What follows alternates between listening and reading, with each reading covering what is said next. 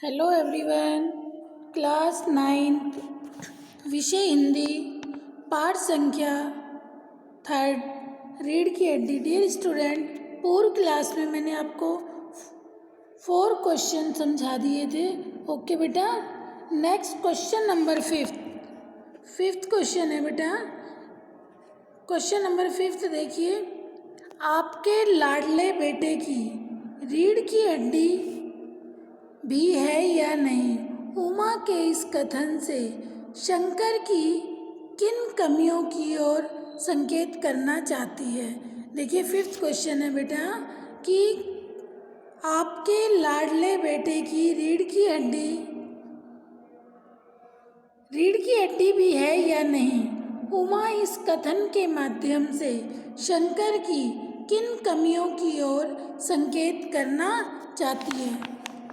देखिए उमा का यह कथन, उमा ने क्या बोला कि आपके लड़के की रीढ़ की हड्डी भी है या नहीं, गोपाल प्रसाद के प्रति उन्होंने कहा, क्योंकि उनके बेटे शंकर के संबंध में इस कथन के माध्यम से उमा गोपाल प्रसाद को बेटा ये बताना चाह रही है कि उनका बेटा शंकर भले ही बीएससी के बाद मेडिकल की पढ़ाई कर रहा हो, परंतु उसके विचारों में नवयुवकों जैसी मौलिकता नहीं है। ठीक है, पॉइंट 1 में आप ये लिख देना कि भले ही उमा ये बताना चाह रही है गोपाल प्रसाद को, शंकर के पिता को, कि चाहे आपका बेटा बीएससी करने के बाद ठीक है मेडिकल की पढ़ाई कर रहा है, परंतु उनके विचारों में नवयुवकों जैसी मौलिकता नहीं है। ओके, दूसरा पॉइंट,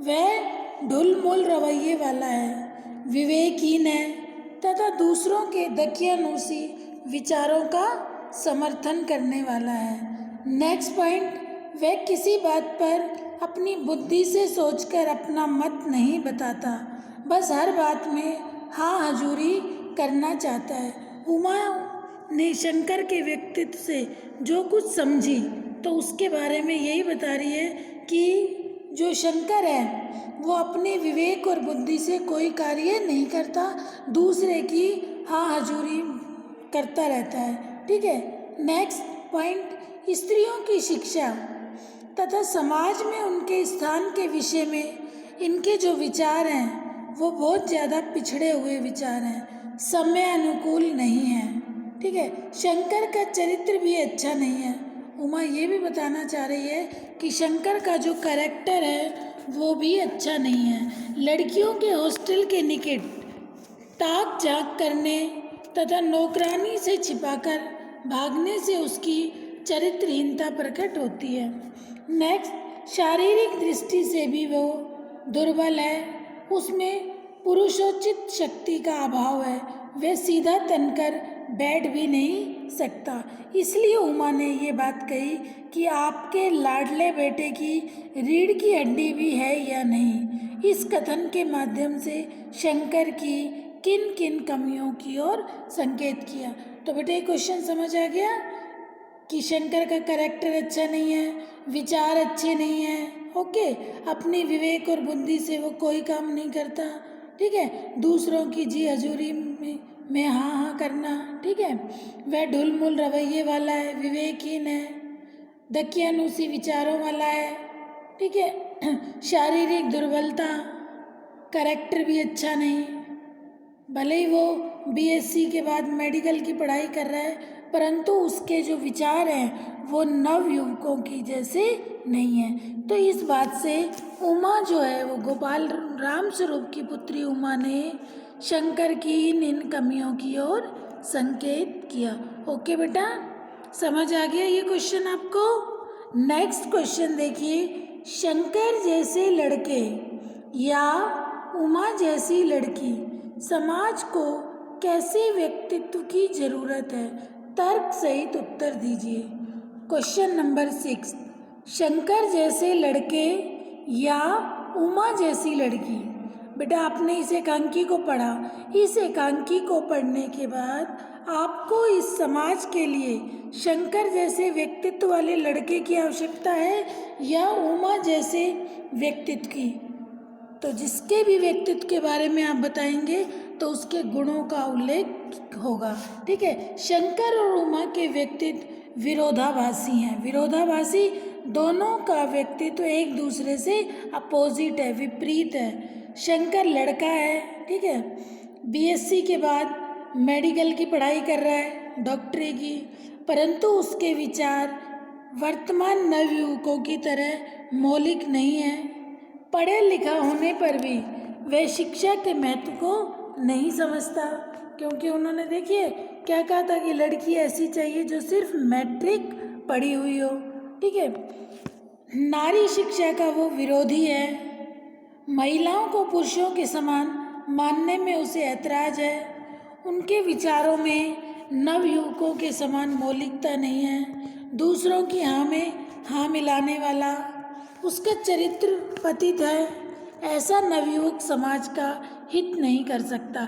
इसमें बेटा देखिए, जो 5th क्वेश्चन में मैंने आपको शंकर के व्यक्तित्व की जो जो कमियां बताई हैं, ठीक है, वही यहाँ शंकर की सारी कमियां बता के फिर इसका आपने आगे ये लिखना है कि वह देखिए शरीर से भी दुर्बल है। विवाह के पश्चात परिवार चलाने में भी ऐसे युवक सफल नहीं होते।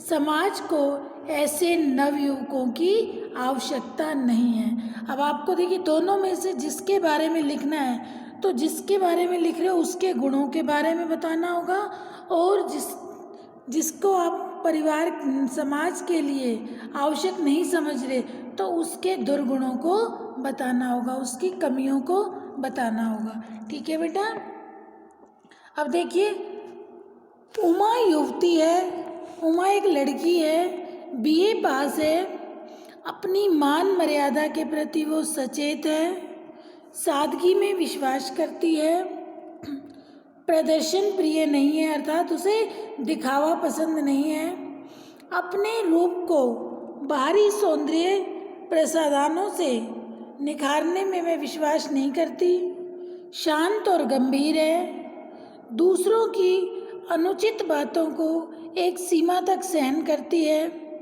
सहनशील होने का अर्थ यह नहीं कि वह अनाचार और अत्याचार का प्रतिवाद नहीं कर पाती। वह गोपाल प्रसाद जैसे दंभी, महिला विरोधी, महिला पुरुष में भेदभाव करने वाले अंधविश्वासी एवं कुतर्की वकील को उसकी औकात बता देती है, उसका अहंकार चूर चूर कर देती है और उस बड़बोले को मुंह छिपाकर भागने के लिए मजबूर कर देती है। तो उमा जैसी नवयुवतियों की आवश्यकता प्रत्येक समाज को होती है, क्योंकि समाज और परिवार के उत्थान तथा विकास की सामर्थ्य उनमें ही होती है। तो समाज को देखिए, क्वेश्चन था शंकर जैसे लड़के या उमा जैसी लड़की, ठीक है, समाज को कैसे व्यक्तित्व की जरूरत है। तो क्या लिखेंगे, समाज को उमा जैसे व्यक्तित्व की जरूरत है। फिर उमा के व्यक्तित्व की सारी विशेषताएं आ जाएंगी। ओके बेटा, क्लियर हो गया ये आंसर। नेक्स्ट क्वेश्चन नंबर 7, रीढ़ की हड्डी शीर्षक की सार्थकता को स्पष्ट कीजिए। रीढ़ की हड्डी शीर्षक की सार्थकता को स्पष्ट कीजिए कि लेखक ने, ठीक है, इस पाठ का नाम रीढ़ की हड्डी रखा, तो क्या ये शीर्षक सही था? सही है तो स्पष्ट कीजिए कैसे। ओके, तो देखिए बेटा, रीढ़ की हड्डी विभिन्न प्राणियों के शरीर में स्थित एक हड्डी है। रीढ़ की हड्डी मनुष्य के शरीर में ये पीठ के मध्य होती है। सभी जानते हैं कि सभी प्राणियों के शरीर में ये हड्डी स्थित होती है, पीठ में स्थित होती है मनुष्य के। उसका मस्तिष्क जो है वो इसी पर टिका है। रीढ़ की हड्डी पर ही व्यक्ति का मस्तिष्क टिका है। इसी के कारण वह सीधा तन कर खड़ा होता है, सोचता है, समझता है, सारे काम करता है। उसके शरीर का ढांचा उसके बिना नहीं चल सकता। किसके बिना? रीढ़ की हड्डी के बिना। प्रस्तुत एकांकी में रीढ़ की हड्डी का प्रयोग शीर्षक में प्रतीकात्मक है। इस एकांकी में रीढ़ की हड्डी मौलिक विचारों तथा व्यक्तित्व का प्रतीक है।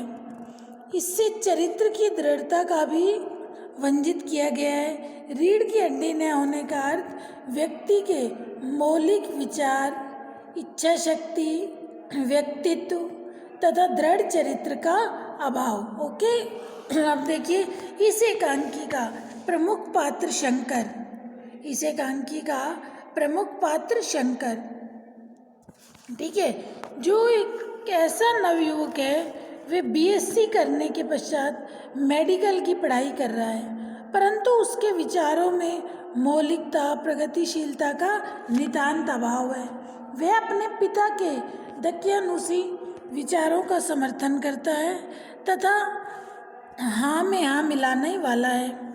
वह भी अपने पिता की तरह कम पढ़ी लिखी लड़की से शादी करना चाहता है। सुशिक्षित लड़की उसके विचार में अच्छी पत्नी नहीं रह सकती, ठीक है।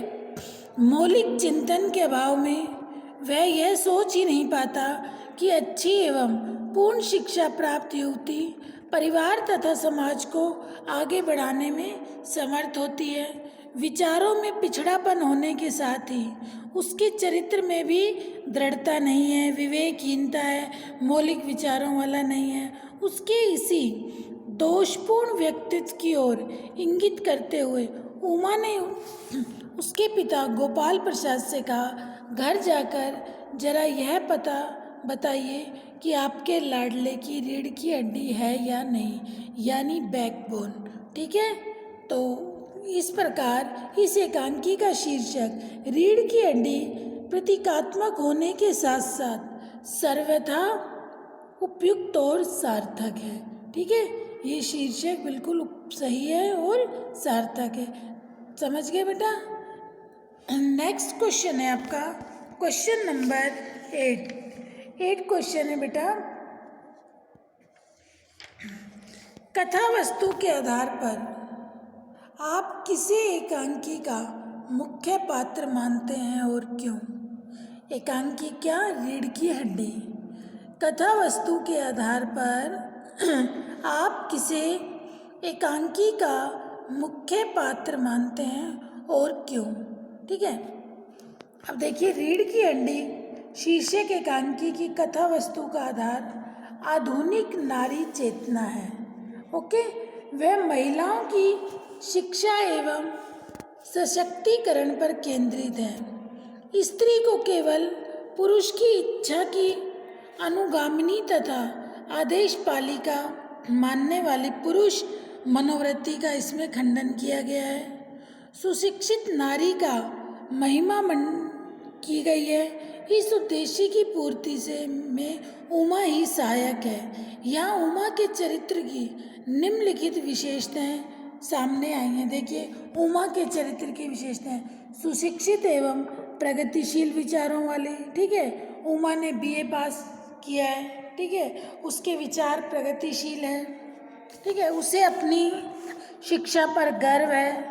वह गोपाल प्रसाद से कहती है, हाँ कॉलेज में पढ़ी हूँ, बीए पास किया है, कोई पाप नहीं।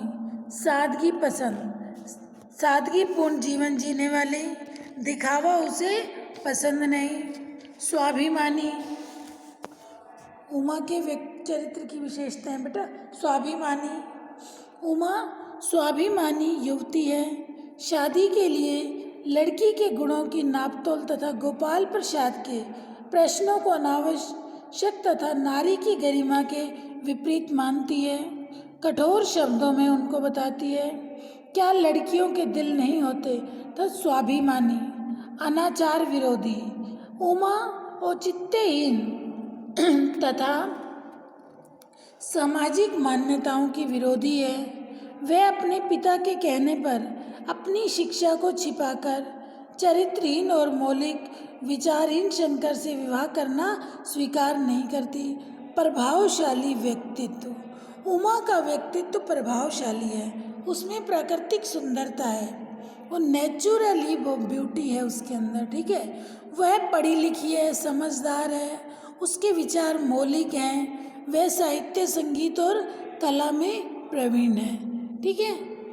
तो उमा के व्यक्तित्व की विशेषताएं क्या क्या बताए? स्वाभिमानी, सादगीपूर्ण जीवन, अनाचार विरोधी, प्रभावशाली व्यक्तित्व, ठीक है, और सुशिक्षित एवं प्रगतिशील विचारों वाली। तो ये क्वेश्चन है कथा वस्तु के आधार पर आप इस एकांकी का मुख्य पात्र। अब पात्र तो इसमें बेटा और भी हैं, जैसे गोपाल प्रसाद, राम स्वरूप, शंकर, थोड़ा थोड़ा आप उनके बारे में भी लिखेंगे। और एंड में हम ये लिखेंगे समस्त कथानक इस एकांकी में। देखिए इस एकांकी का, इस कथा वस्तु का केंद्र बिंदु जो है वो क्या है? उमा ही है। स्त्री शिक्षा के महत्व की स्थापना का उद्देश्य उसी से पूरा होता है और वही फल की भोगता है। अर्थात इस एकांकी का मुख्य पात्र उमा ही एकमात्र ऐसी पात्र है जो मंच पर कम समय तक रहने पर भी, देखिए उमा का जो रोल था पूरी एकांकी में थोड़े से समय के लिए ही था, लेकिन कम समय तक रहने पर भी अपना प्रभाव छोड़ती है। वह कथा वस्तु की केंद्र बिंदु है। तो पात्र तो देखिए बेटा कौन कौन है? उमा, शंकर, प्रेमा, रतन, गोपाल प्रसाद और रामस्वरूप। लेकिन जो केंद्र बिंदु है एकांकी का वो कौन है? उमा। क्योंकि हमने उमा के गुणों के बारे में बताया, तो इन पूरी एकांकी स्त्री शिक्षा के महत्व की स्थापना का उद्देश्य जो है वो उसी से ही पूरा होता है। और उमा का रोल इस एकांकी में थोड़ी ही देर का है मंच पर, कम समय तक रहने पर भी वह अपना प्रभाव छोड़ती है। ओके बेटा, क्लियर हो गया? नेक्स्ट है एकांकी के आधार पर। हेलो बेटा, देखिए 8 क्वेश्चन तक आपके क्लियर हो गए, समझ आ गया क्वेश्चन नंबर 8।